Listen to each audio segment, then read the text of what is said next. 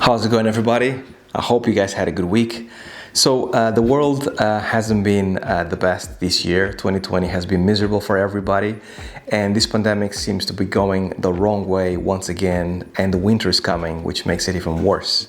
So today we're going to be talking about inspiration because I need it, I'm pretty sure you guys need it, and I'm going to be talking about some of the stuff that inspires me on a daily basis, both at work and also in my private life here on YouTube with all of you. If you are new to this channel and haven't subscribed, then after you watch this video and if you enjoyed it, please subscribe.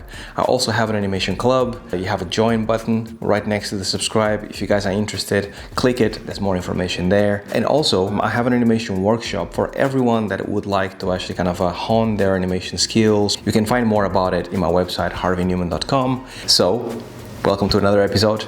Let's get to it. So inspiration is something that I'm pretty sure all of you can relate. It's fleeting at the best of times, right? You actually want to be inspired, and when you try really hard to be inspired, that's exactly when it doesn't happen. That pressure, it's there no matter where you actually at in your career, no matter how many years go past. That freeze is always there. So let me tell you about some of the stuff that I like to do in order to get me into that flow state the best I can.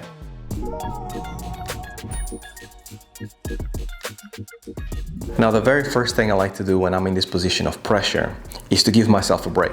So if I am at work and someone comes to my desk, let's say, and says, you need to create something amazing right now, go. I actually stand up from my desk and go and have a coffee, maybe talk with a colleague and do something completely different.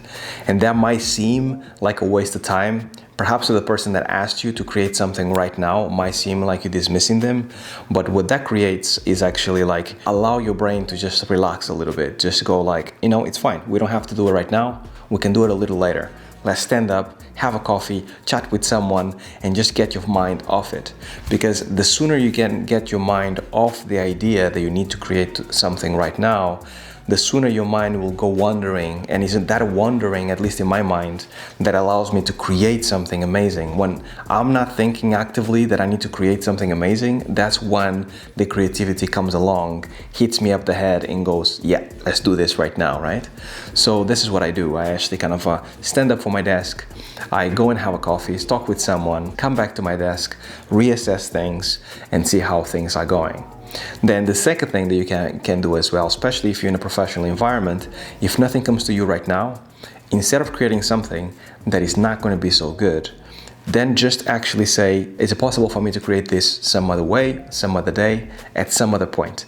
That is the best thing, because the time that you have, let's say you gain 2 more days or a day, let's say, right? Like you don't have to do it today, do it tomorrow instead. That means that you actually have time to actually go home. That means that you have time to chill with your family or watch movies or get some kind of creativity, other sources that go into your brain that allow you to kind of think about other things than just creativity in your computer right now and then, and think about stuff.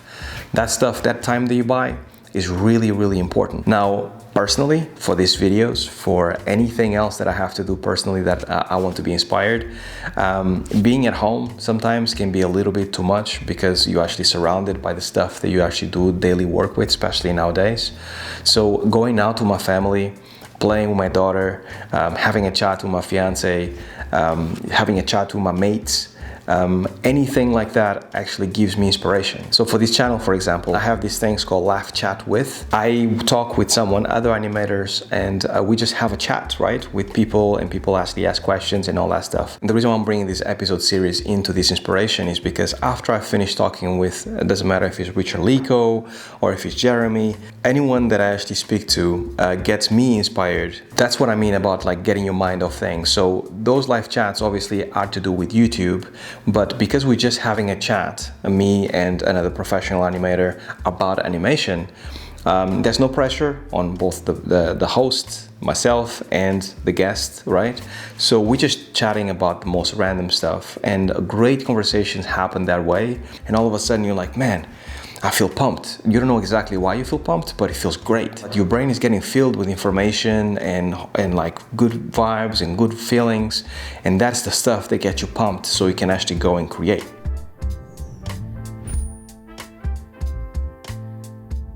At work, as a director in games, every day you have to create something new. Every day you have to come up with answers and creativity at work. And it's a lot of stuff, right? So your brain is already obsessing with work because there's so many things that relate to so many decisions and creativity and paths that you can go through and all that stuff. Now, if I was just doing my job as an animation director and creating and taking decisions, the way my brain works, and I don't know if for you guys it's the same, my brain gets consumed in such a way that I cannot stop thinking about anything else except for my work and the decisions that I've made or will have to make in the future, and what does that mean, and where am I going, and it just becomes overwhelming in my mind. The only way that I can truly take my mind off it is by doing something else that is as engaging to me as the job of animation directing at my work. And for me right now is this YouTube videos, right? So every weekend, after a week of work that is exhausting and there's a lot of stuff that goes on, even though I genuinely, sometimes I don't feel like doing YouTube videos, or I just feel like relaxing for 2 days in order to relax properly and go on. The way that I relax and the way that I genuinely allow my brain to just go into another mode that is just not work mode is doing these YouTube videos. Because what happens is I get really engaged in preparing the videos for you guys. I also get engaged into thinking about the best content for you guys, how it's going to be edited, how it's going to be perceived.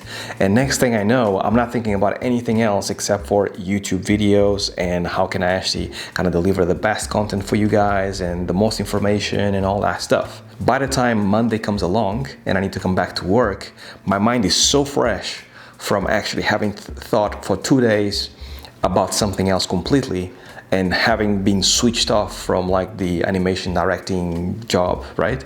So come Monday, I'm fresh, I'm ready to tackle that job, and then it starts over again. So that stuff is the only way that I can actually come back on Monday and be creative on a Monday for animation directing. And then the same thing happens in the opposite way, right? When it comes Friday and I start thinking about YouTube, all of a sudden I go into this other mode that I'm really keen to think about other things that are not game related. I'm keen to think about YouTube and editing and like, I don't know, SEO and comments that you guys give me and all that stuff, right? So those two elements are really important for me, and without one, the other doesn't exist as well, right? I cannot be as good as an animation director without having the distraction of YouTube, and I cannot be a good YouTuber without the distraction of animation directing, right? It's just like both of them are kind of like interlinked at this point in my mind, and I'm a better person and I'm much more creative, right? And I get much more inspiration from actually having to do both at the same time. It's very tiring, that's for sure, but I get so much more from it.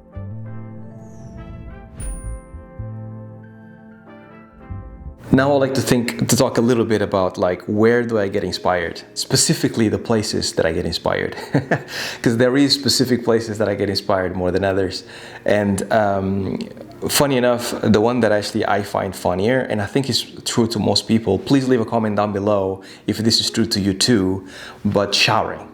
The shower, it seems to be the place that I have the best ideas. And I like to have really long showers. I was just talking to my fiance and she was actually saying like you like to have showers. No, long showers, no, really long showers. And normally when I'm like in my head thinking about stuff, I lose track of time sometimes because there's so many things going on. So showers is definitely one thing. Movies is another source of great inspiration. I guess it must be true for most of you as well. But when I watch a good movie, especially, I don't know, if it's something like Inception or something that is completely different than anything out there, that makes your brain rewire a little bit, makes me feel like I need to actually kind of take this creativity that I just got and these ideas and put it somewhere, because I'm pretty sure I can apply this somewhere at some point in some place and it's going to be great. I like that a lot. Meditation is yet another place that I actually find that whenever I practice it, and normally try to practice it every night, I get a lot of inspiration. And it was actually meditation that actually got me thinking about exactly this idea of relaxing your mind allows you to be more creative. Because the more I started practicing meditation, the more I started kind of like doing it properly, the more I realized that when you try to actually kind of focus on something that is like nothing, like a void or something like that, next thing you know, within 5-10 minutes, you start having inspiration and having ideas that you didn't have before. You need to bring it back and keep it empty. But those ideas are so sporadic because you're not focusing your mind on one thing. You're actually focusing your mind on nothing. So you can actually get thoughts and ideas from other sources that you go like, wow, this is cool, and this is cool as well. What about this? No, just let's bring it back.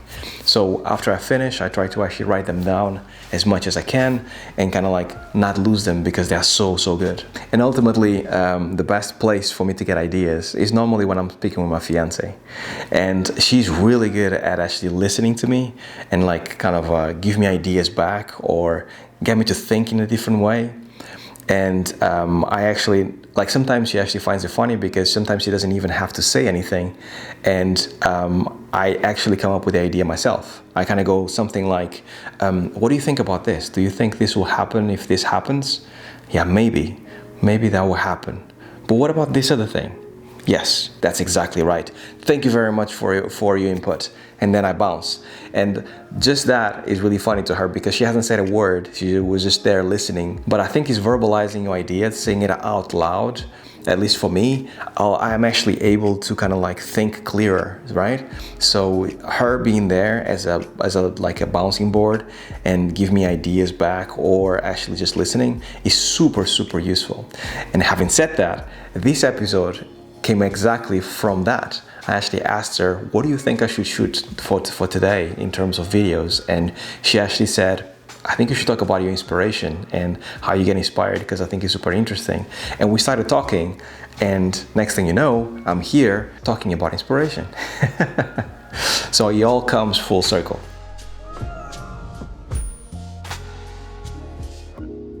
Inspiration is one of those things that you cannot put your finger on it. Some people have it more than others, and no one really knows exactly why some have more inspiration than others. But I feel incredibly blessed myself that I have quite a lot of inspiration and ideas and things that people seem to gravitate towards and like. This is why I'm here and with my career and I'm doing all these things. And I don't know exactly how things happen. Once again, I'll speak with my fiancé about this. I don't know exactly how the ideas come along. They just come along whenever they do, and whenever they do, I'm incredibly thankful. And I get super excited whenever there's an incredible good idea that I know that is going to fit perfectly on this specific use case scenario. I hope this inspires you guys. That's what I hope. Do let me know down below how you're feeling about inspiration, how you're feeling about this year creatively, because I know a lot of artists that like negative vibes is taking a toll on their persona and their psyche, and it's very difficult to think straight whenever you switch on the TV and the only thing you see is just negative, right? So how do you guys actually keep yourselves inspired? That's what I would like to know. Leave a comment down below. Please let me know. And as always, stay well, stay safe. Peace.